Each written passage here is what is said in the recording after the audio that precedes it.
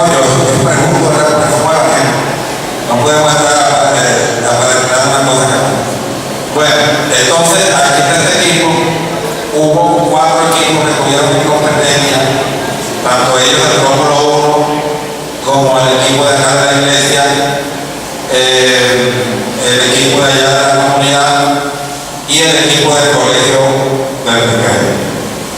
Afortunadamente, el primer día de juego, que fue el jueves, ellos lograron pasar a la final con el equipo de muchachos del colegio del pequeño.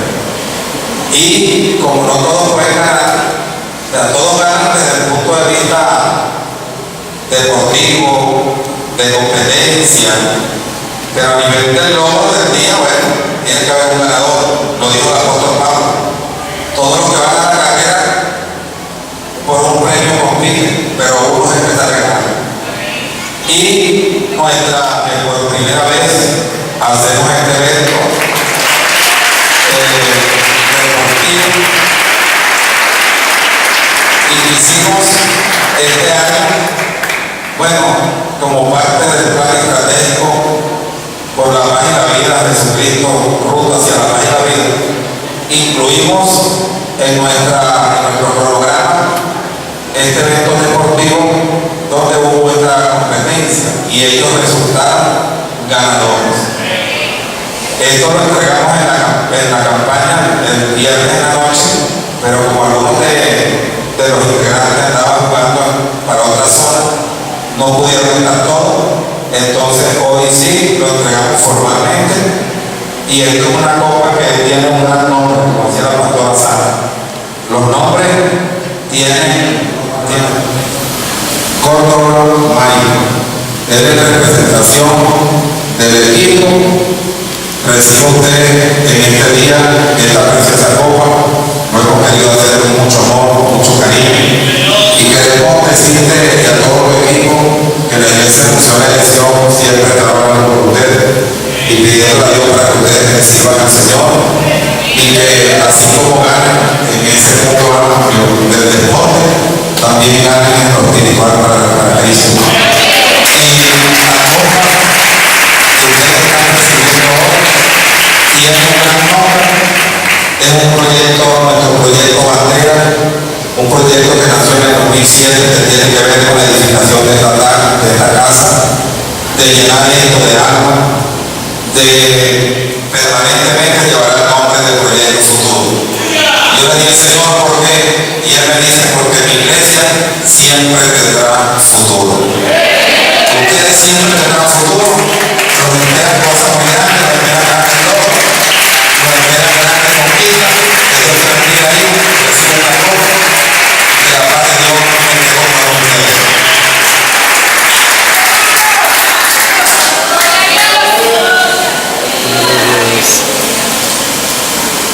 Ahora se la tenés todo el equipo para acá.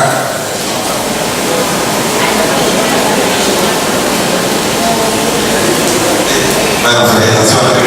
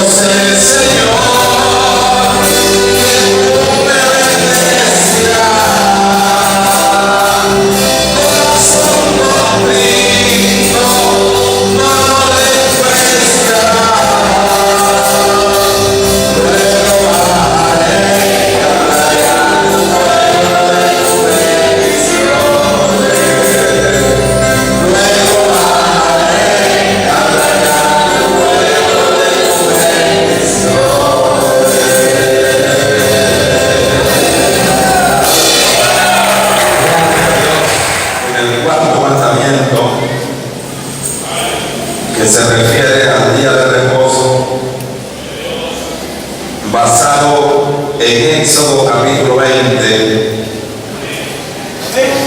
en el marco del mensaje Los últimos días de la historia humana, parte 22, estudiando la dispensación de la ley. Hoy estamos por primera vez reorganizándonos con las diferentes jerarquías eclesiásticas. Levanten la mano donde están los ancianos y ancianas. Tenemos. ¿Dónde están los nuevos? Por aquí también. Hay ancianos por aquí. Tenemos los diáconos y las diaconisas. Levanten su mano. Por aquí tenemos diaconisas. Por acá tenemos diáconos. Allá están otros, allá están otros, allá están otros, aquí está otro. Y veo que falta como diaconisa, aquí están otros allá arriba. Y hay otros en la parte de abajo, muy bien. ¿Dónde están? Vamos a preguntar número 8.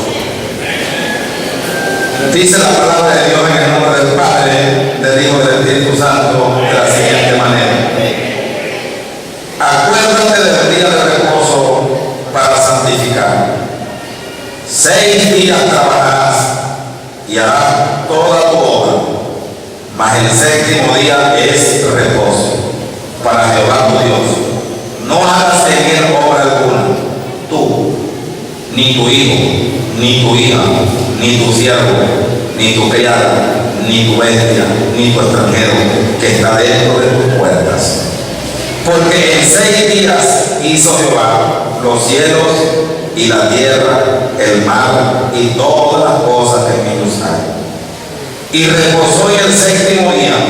Por tanto, Jehová bendijo el día de reposo y lo santificó. Pueden tomar asiento, por favor. Me falta un anuncio por allí al terminar el servicio. Ya finalizando me recuerdan para anunciarlo. Pónganse cómodos por un rato, no vamos a predicar muy largo.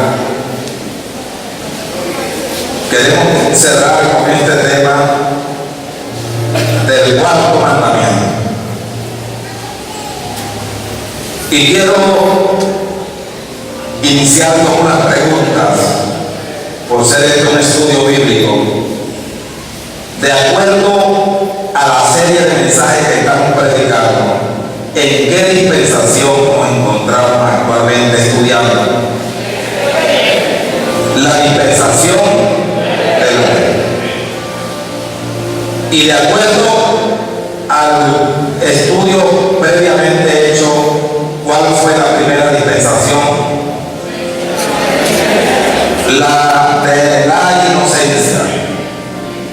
¿Cuál fue la condición del pacto? No comas del árbol prohibido.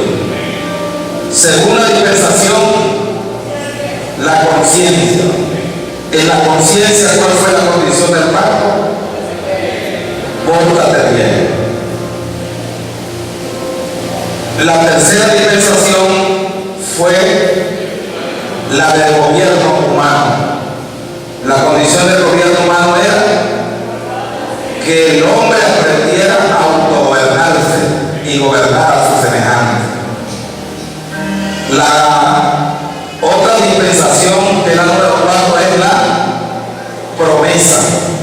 ¿Cuál fue la condición del pacto en la promesa? ¿Se les olvidó?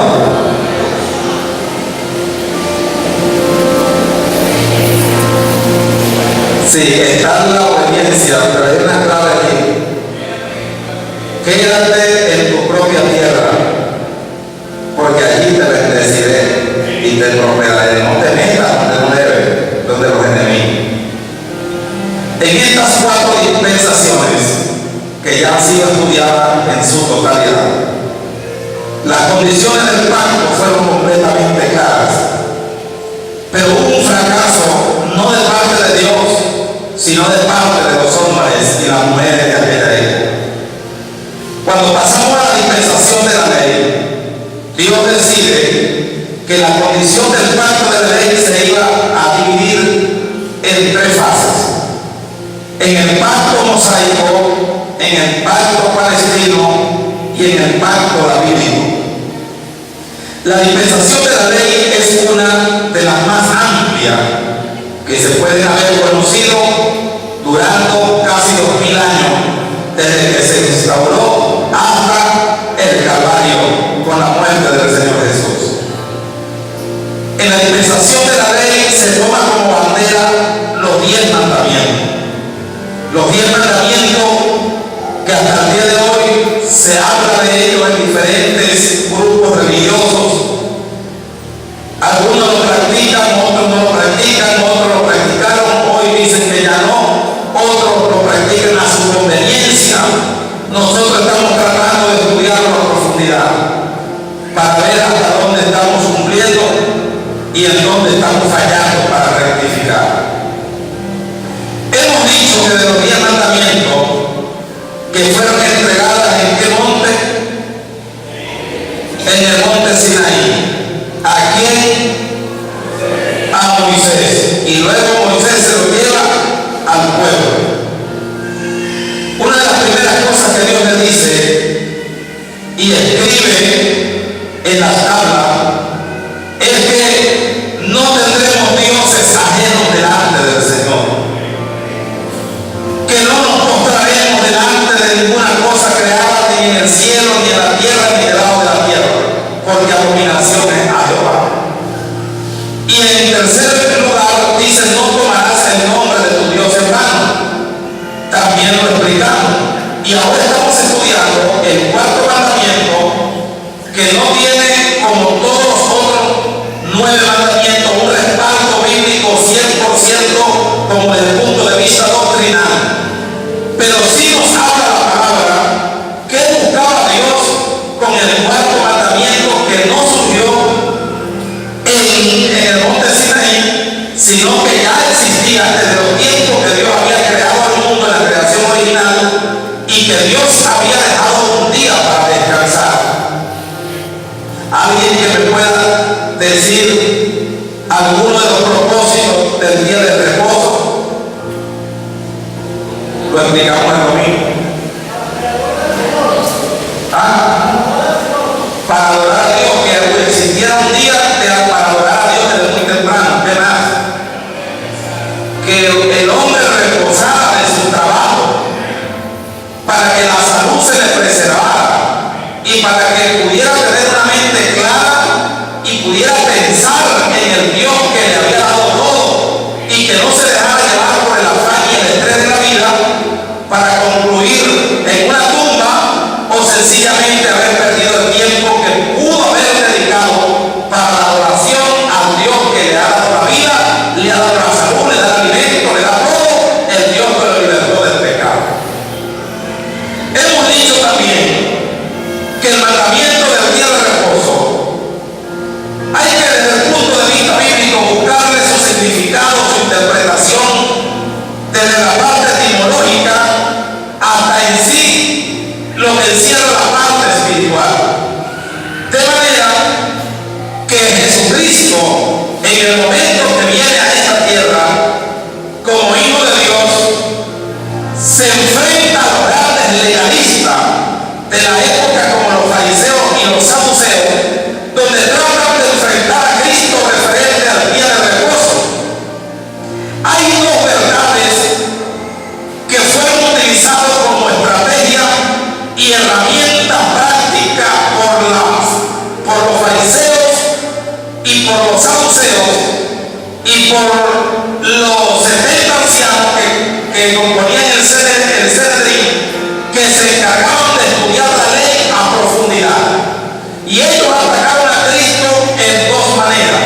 Uno, siempre atacaron a Cristo desde el punto de vista divino, es decir, querían que Cristo demostrara su divinidad como Hijo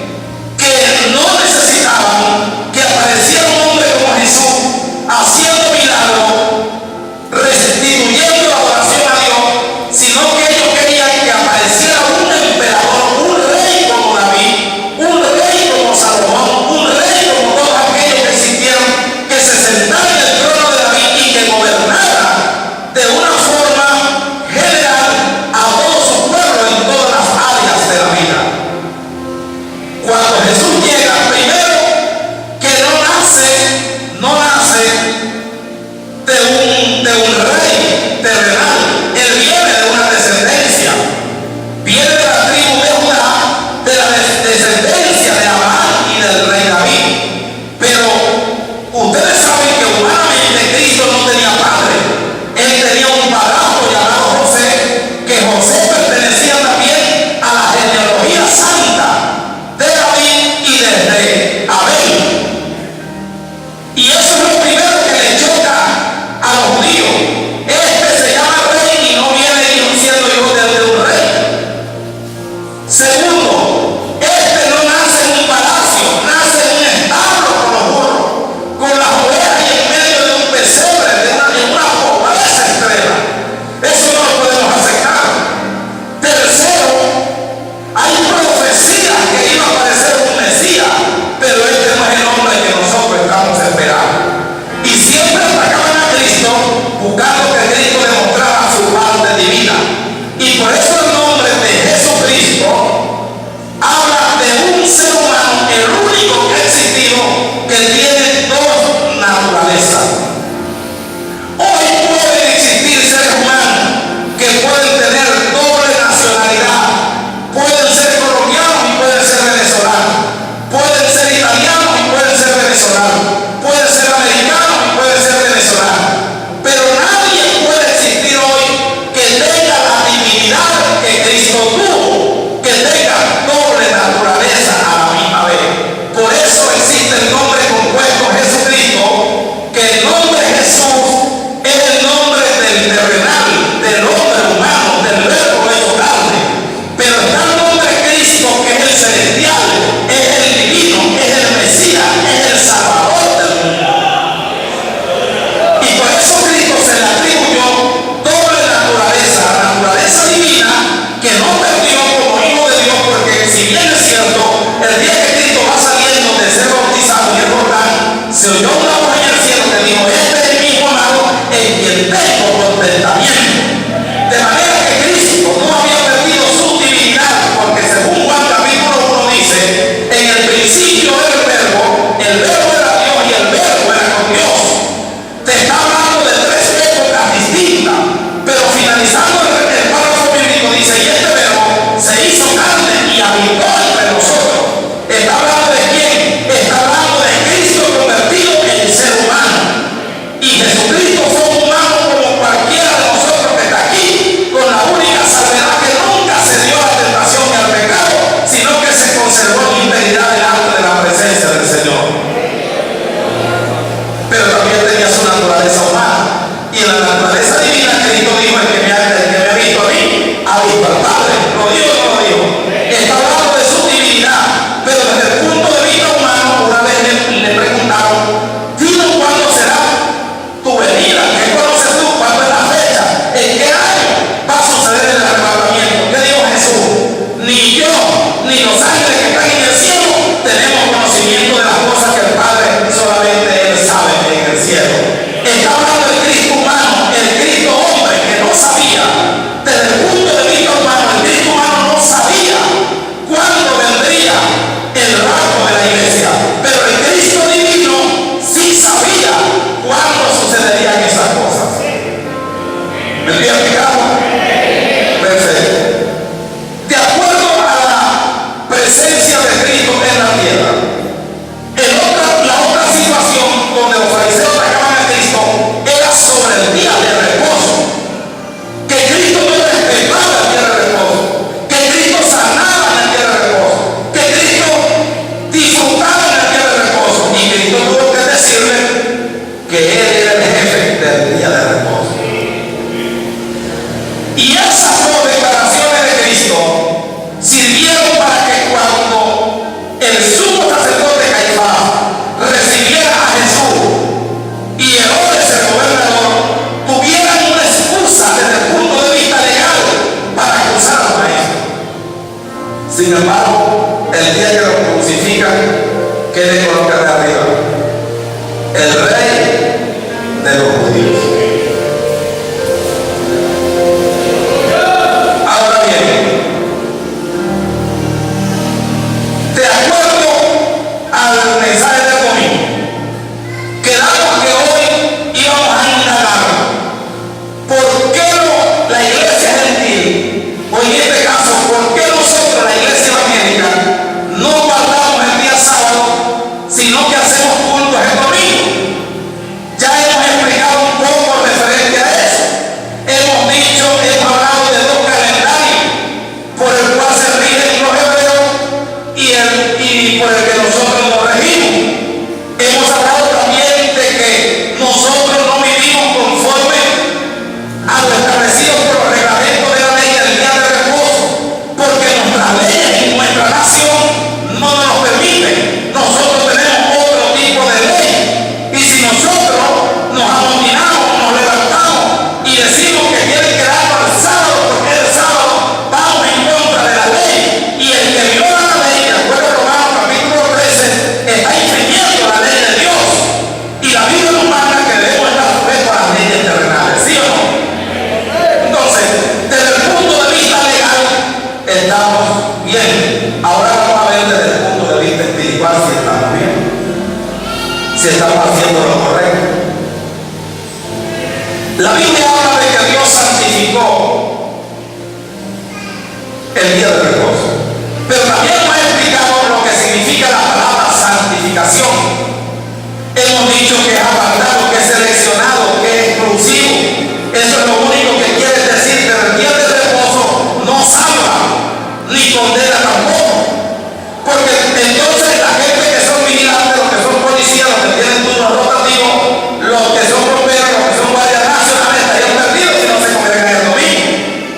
Pero Dios, hay algo específico que Dios revisa aquí en el día que a Él le pertenece, y es la intención de cada corazón y la transparencia que debe existir en cada persona que le sirve a Dios, porque quedaría bien delante de Dios si una persona que es un funcionario se le toca trabajar hoy, tiene una excusa que es aceptable, que diga: hermano, yo no puedo asistir porque estoy trabajando hoy.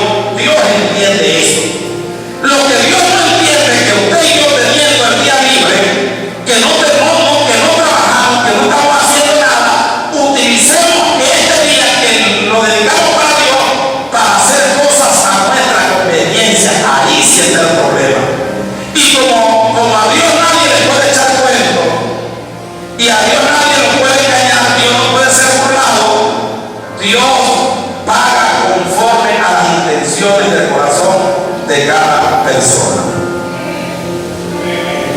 Entonces, pueden ustedes preguntarme hoy: pastor, ¿cómo se explica lo del domingo? Ya yo les hablé también de que en Israel el día de hoy es laboral, pero para nosotros no. Y les expliqué también que Cristo resucitó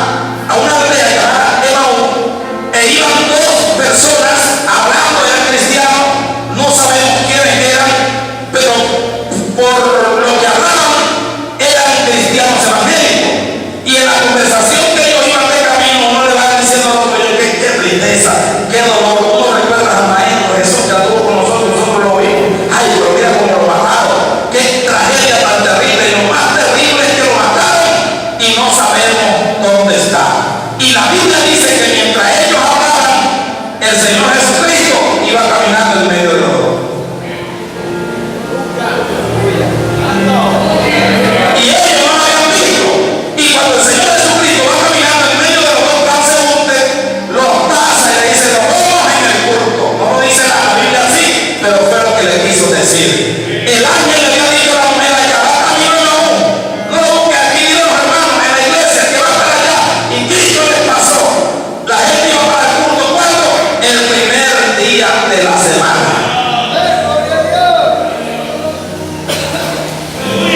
Y de allí para acá, la iglesia gentil ha venido tomando el domingo como día del Señor. En nuestro caso. Yo tengo aquí unas lecturas que confirman los cultos del domingo. 1 Corintios capítulo 16. Vamos a ubicar.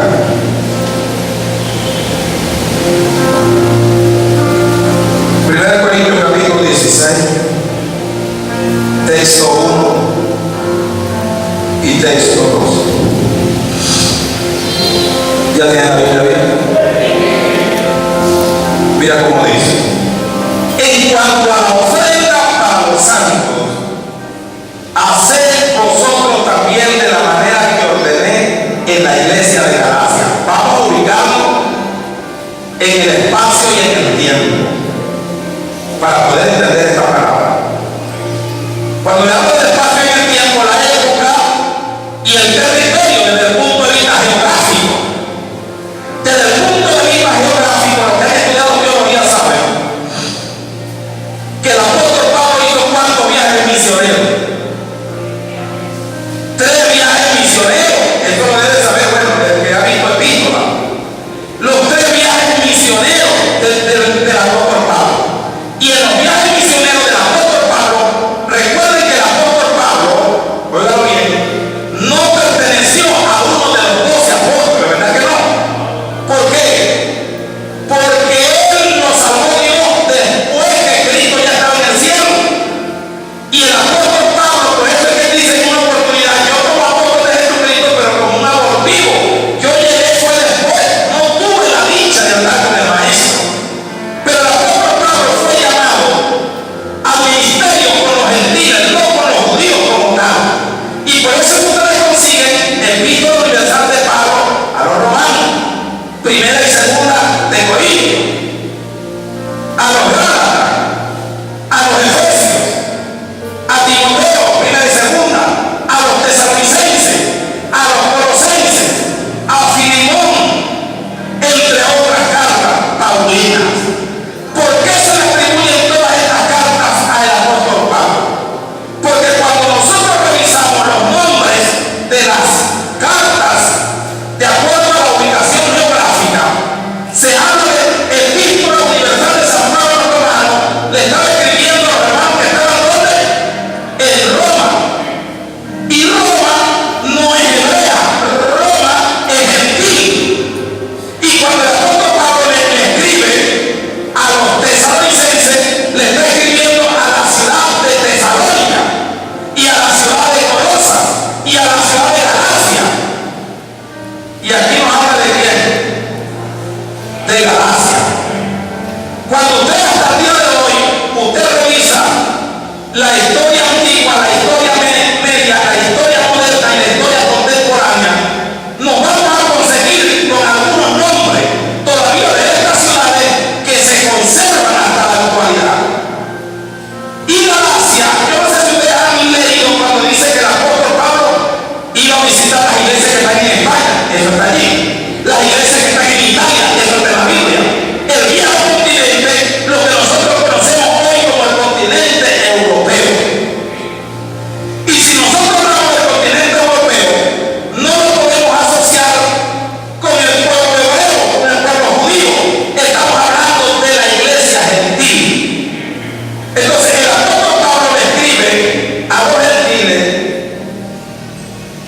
y les dice: en cuanto a la ofrenda para los santos, haced vosotros también de manera que ordené a las iglesias, ¿dónde? En Galacia. Cada primer día, cada primer día de la semana, que para nosotros es ¿cuándo? Hoy, el domingo. La iglesia gentil dice: cada primer día de la semana, cada uno de ustedes ponga aparte que algo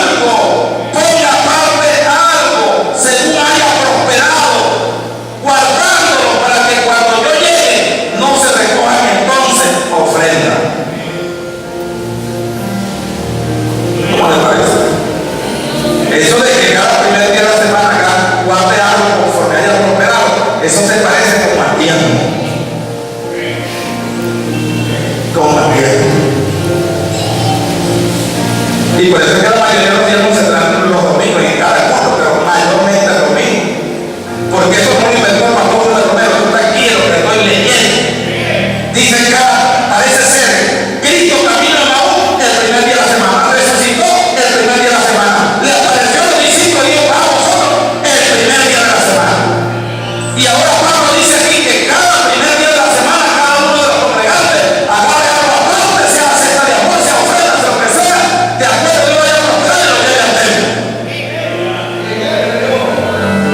Y eso es lo que no saben los que critican esta afuera, que viven criticando las iglesias, que dicen que los pastores somos unos explotadores, que los pastores somos unos ladrones, que los pastores somos unos vividores. Pero yo invito a esos cabezas huecas que vayan a la Biblia, investiguen, sean investigadores, no hablen por hablar, no comenten por decir, no se maldigan la vida, investiguen la palabra de Dios. Que la investiguen, que no sean flojos, que no sean perezosos, que lean, que investiguen las escrituras, para que vean si eso está en la Biblia o no está. Pero ellos lo que hacen es hablar, porque el diablo les mete la lengua en el cerebro y confunden a algunos creyentes débiles y fríos también, y se les mete esa tesis en la mente, criticando cuando la Biblia habla de todas esas cosas. Claro, el diablo tiene que sufrir, porque el diablo sabe que cuando hay finanzas en el reino trabaja, el reino construye, el reino hace campaña, el reino ayuda a los enfermos, el reino reparte comida, el reino reparte remedio. Esto lo sabe el diablo, pero no quiere la gran traba. Hay gente que toma la Biblia y cuántas días que no se le habla de ofrenda. Y tienen gozo, pero el día que se habla de ofrenda, alto hermanito, pierden el gozo y por poco pierden a Cristo. Sigamos. Yo quiero que otra confirmación en Hechos.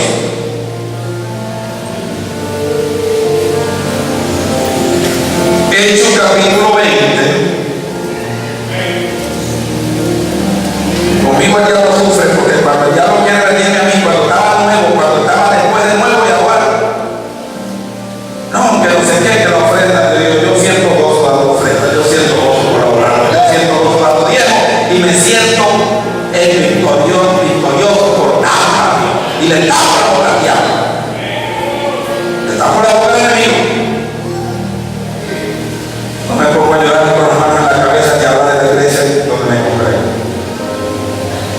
Hechos 27 dice: visita de despedida de Pablo en Troas, otra ciudad argentina.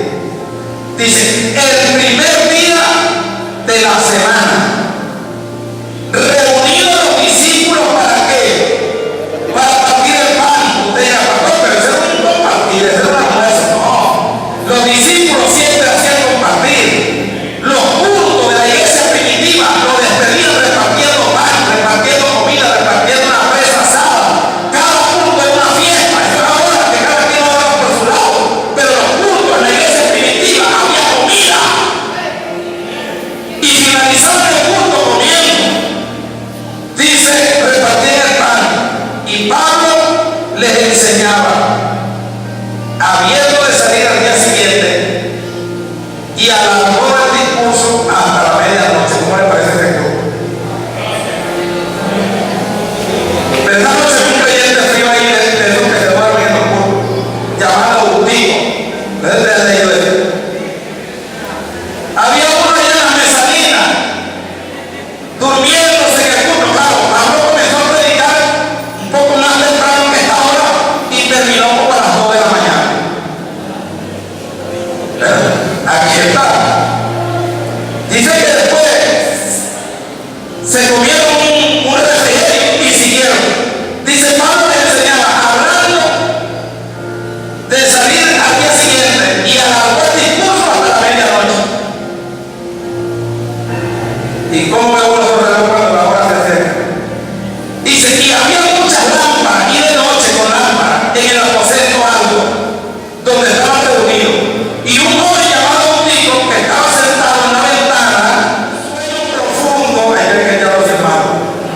Por cuando Pablo disertaba largamente, vencido del sueño, se cayó del tercer piso abajo y fue levantado muerto.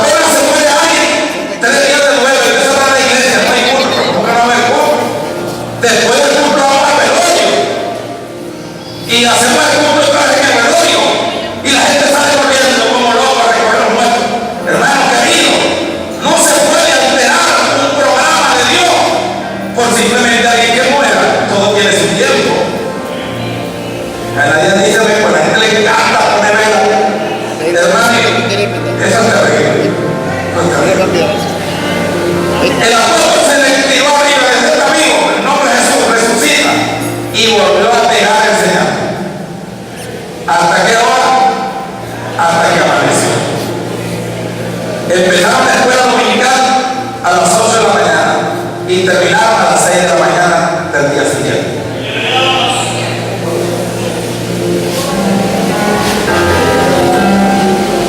¿Cómo le parece? Entonces, esa es otra confirmación de que el domingo es el primer día de la semana y la iglesia gentil siempre lo ha utilizado para venirse al templo.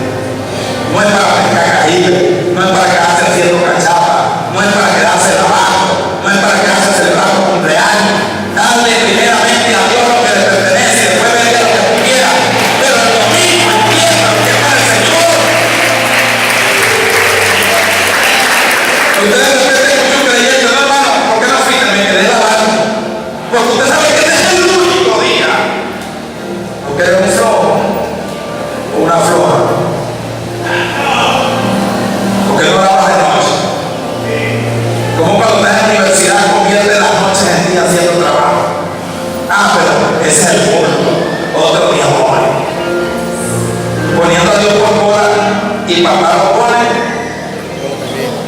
Es una cosa. Señor nos libre. Resumiendo todo esto y con estas confirmaciones, en el año 312, sobre el siglo XV para el siglo XVI, gobernó en el Imperio Romano un hombre llamado Constantino. Constantino, producto de una batalla donde triunfó después de una oración que hizo a Dios sin conocerle. Dios habiéndole dado la victoria, Constantino se convirtió al cristianismo. Pero cuando hablo del cristianismo no estoy hablando del cristianismo católico romano, no. Estoy hablando de eso que existía para esa época. Estoy hablando del cristianismo evangélico, de la iglesia primitiva. Constantino hizo una oración a Dios y le dijo: si tú me das la victoria en la batalla en que voy, yo te voy a servir para siempre. Y Dios le dio la victoria. Porque él dice, Constantino relata, que cuando él hizo la oración al cielo, vio que apareció una cruz y le dijeron: en el símbolo de esta cruz ganarás la batalla. Él asoció eso con la muerte de Cristo y con Jesús de Nazaret. Después que regresa de la batalla, Constantino cumple su promesa, se entrega el evangelio y comienza a afirmar unos decretos que venían a beneficiar a la iglesia cristiana evangélica del momento. Y uno de los decretos que firma Constantino allá en Constantinopla es la abolición del infanticidio. El infanticidio tenía que ver con la muerte de los infantes o de los niños, que en muchos casos eran asesinados, y abolió el infanticidio. Segundo, abolió la esclavitud, que toda la gente que era esclavo debía de ser libre. Y el tercer lugar, decretó el domingo como día para alabar al Rey de Reyes y Señor de Señores. Y dijo Constantino que todos los esclavos son libres el domingo para ir a la iglesia a alabar a Dios. Que nadie se quede trabajando, que ningún agricultor se quede, que ningún chofer se quede, que nadie se quede, todos van a las iglesias.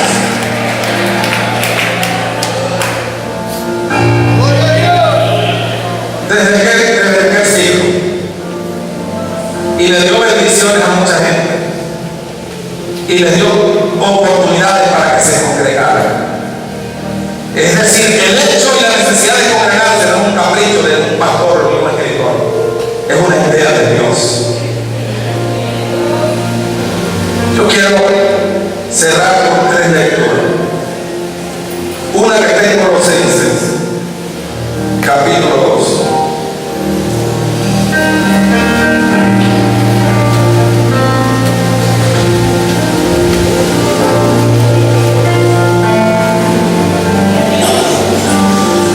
Colosenses capítulo 2, texto número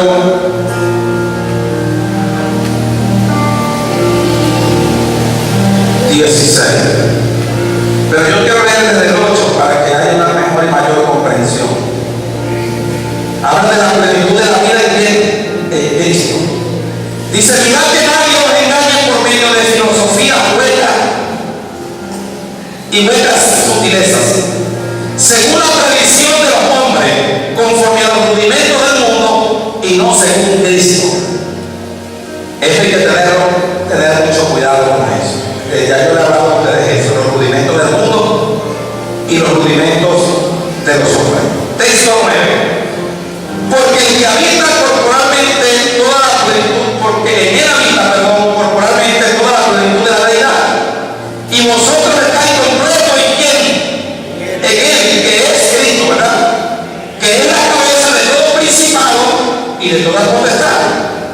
En él también fuiste circuncidado con circuncisión no hecha de mano, al echar de vosotros el cuerpo pecaminoso carnal en la circuncisión de Cristo. Es posible de que ese texto poco se entienda, porque está como complicado. Pero el tema de la circuncisión no es más que la circuncisión del prepucio o de la parte íntima del hombre, que era circuncidado de acuerdo a una ley hebrea que al octavo día todo niño debía ser circuncidado y era como una señal de un pacto. En el pacto con Abraham era quitar algo del cuerpo que era una señal. Ahora cuando hablo de la circuncisión espiritual, si la circuncisión era quitar algo del cuerpo humano, la circuncisión espiritual consiste en que debemos erradicar de nosotros, sacar de nosotros todo el pecado y toda la contaminación que podamos tener encima. Texto 12. Sepultado con él. ¿Quién es él? Jesucristo, el verbo. Sepultado con él en el bautismo, en el cual fuiste también resucitado con él, mediante la fe en el poder de Dios que lo levantó de los muertos, y a vosotros estando muertos en pecado y en la incircuncisión de vuestra carne. Recuerde y sepa precisar la palabra circuncisión y la palabra incircuncisión. La incircuncisión es aquella que todavía está medio mundana, que todavía le quedan cosas malas en él. Oh Dios, mira, juntamente con él, perdonamos todos los pecados. Mira lo que dice el texto 14. Anulando el acta de los decretos que había contra nosotros, que nos era contraria, quitándola del medio y clavándola en la cruz, y despojando a los principados y a las potestades, los exhibió públicamente, triunfando sobre ellos en la cruz. Por tanto, nadie os juzgue en comida, en bebida, en cuanto a día de fiesta, la luna nueva y el día de reposo. Nosotros, la iglesia gentil, no puede ser juzgada por no guardar el día sábado. Ahí está muy claro. Cristo ese decreto lo anuló en la cruz del Calvario para nosotros. Los judíos, ellos tienen su propia ley y se respetan. Hay mucha confusión hoy día. La gente viene preocupada de quién es el pueblo de Dios. Yo le dije que no se preocupen por eso. Preocúpense más bien que quiénes son los hijos y no el pueblo. Eso es lo que tenemos que contar. La otra lectura está en Hebreos 3. Hebreos capítulo 3. En mi Biblia está en la página 887. Hebreos 3, versículo 7. El reposo del pueblo de Dios. Por lo cual, como dice el Espíritu Santo, si oyeres hoy su voz, no endurezcáis vuestros corazones, como en la provocación, en el día de la tentación en el desierto, donde me tentaron vuestros padres, me probaron y vieron mi obra 40 años, a causa de lo cual me disputé contra esa generación y dije, siempre andan vagando en su corazón y no han conocido mis caminos. Por tanto, juré en mi ira, no entrarán en mi reposo.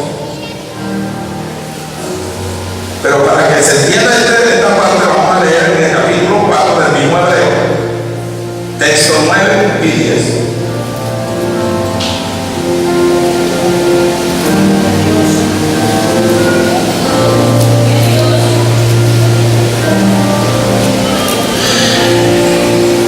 Vamos a leer desde el 4.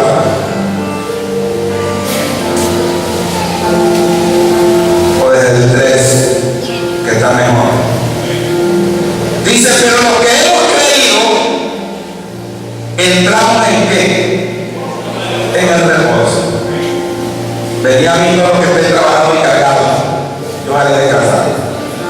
De la manera que dijo, por tanto juré en mi ira, no entrará en mi reposo, aunque las obras suyas estaban acabadas desde la fundación del mundo. Porque en cierto lugar dijo así del séptimo día, y reposó Dios de todas obras en el séptimo día. Y otra vez aquí no entrarán en mi reposo. Por lo tanto, puesto que falta que algunos entren en él, y aquellos a quienes primero se les anunció la buena nueva no entraron por causa de la desobediencia, otra vez determina un día, hoy diciendo, después de tanto tiempo, por medio de David, como se dijo, si hoy oyeres su voz, no endurezcáis vuestros corazones, porque si Josué le hubiera dado el reposo, no hablaría después de otro día. ¿Está bien? Por tanto, queda un reposo ¿para quién? Para el pueblo de Dios, porque el que ha entrado en su reposo también ha reposado de su obra como Dios de la suya. Hay más nada que decir. Ahí todo está claro. O hay alguien que todavía no esté claro. Si usted se consigue de aquí a mañana como un judío, o cuando vayamos nosotros aquí a Tierra Santa y le pregunten de él, dígale como dijo Cristo, dale a César lo que es de César y a Dios lo que es de Dios. Es la mejor respuesta. No se pongan a estar peleando allá en Jerusalén ni en Galilea cuando estén por allá. Acepten como Dios quiere las cosas. Nosotros, el pueblo gentil, tenemos un reposo, y nuestro reposo es Cristo. Y hemos escogido el domingo para alabar a Dios. Si de aquí a mañana usted se consigue una persona que tenga la Aventino y lo confronta, ya ustedes tienen herramientas cómo defenderse frente a esa situación. Por lo que se